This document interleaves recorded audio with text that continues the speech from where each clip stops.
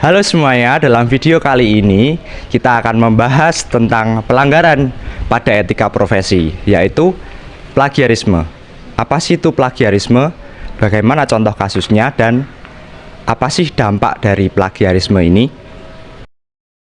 Plagiarisme merupakan salah satu pelanggaran etika profesi yang sering terjadi baik di dunia akademik maupun di dunia pekerjaan. Etika profesi sendiri adalah seperangkat nilai dan norma moral yang menjadi pedoman bagi setiap profesional dalam menjalankan tanggung jawabnya. Dalam bidang teknologi informasi, plagiarisme tidak hanya berupa menyalin tulisan, tetapi juga berupa penyalinan kode program, desain sistem maupun algoritma tanpa memberikan pengakuan kepada pemilik aslinya. Tindakan ini jelas mencerminkan kurangnya integritas dan kejujuran seorang dalam menghargai karya orang lain. Kemajuan teknologi informasi memudahkan kita untuk mengakses informasi di mana saja dan dari mana saja. Namun, juga menimbulkan tantangan baru dalam menjaga etika dan tanggung jawab profesional.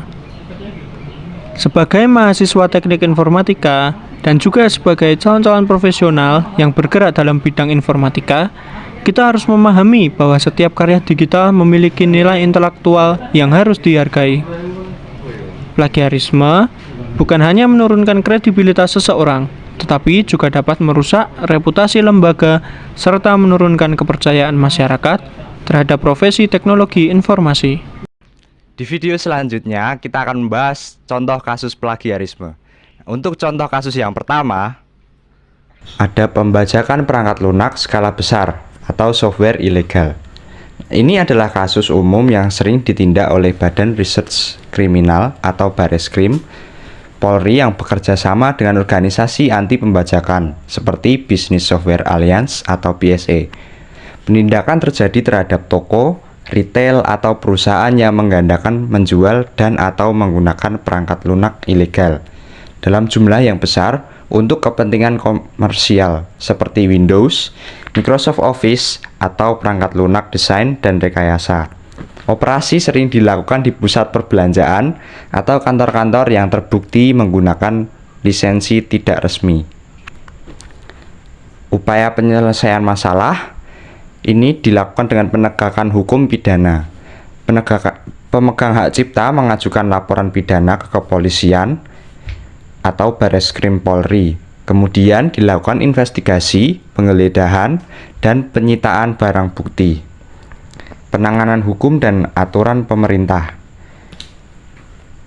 Untuk penggunaan penanganan hukum, ada hukum pidana HKI, yaitu kasus ini merupakan delik aduan yang diproses secara pidana.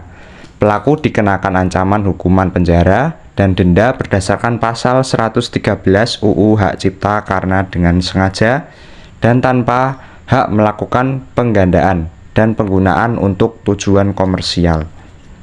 Kemudian UU yang digunakan adalah Undang-Undang Nomor 28 Tahun 2014 tentang Hak Cipta. Pasal 113 atau ancaman pidana bagi yang dengan sengaja dan tanpa hak memperbanyak atau menggunakan untuk kepentingan komersial. Dari pembahasan ini, kami menyimpulkan bahwa plagiarisme merupakan bentuk pelanggaran serius terhadap etika profesi di bidang teknik informatika.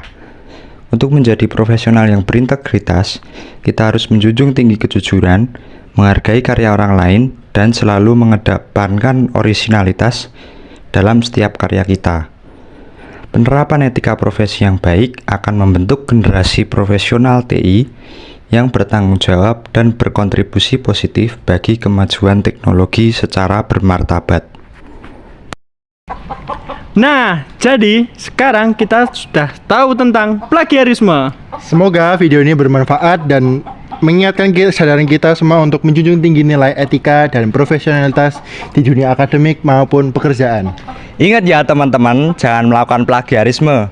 Sekian dari kami, terima kasih. Dadah.